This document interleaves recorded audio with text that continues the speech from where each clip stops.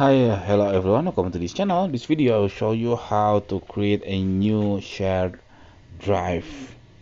So if you want to create a new file that instantly shared to a particular person or to certain person, you just find the folder that you are shared to others.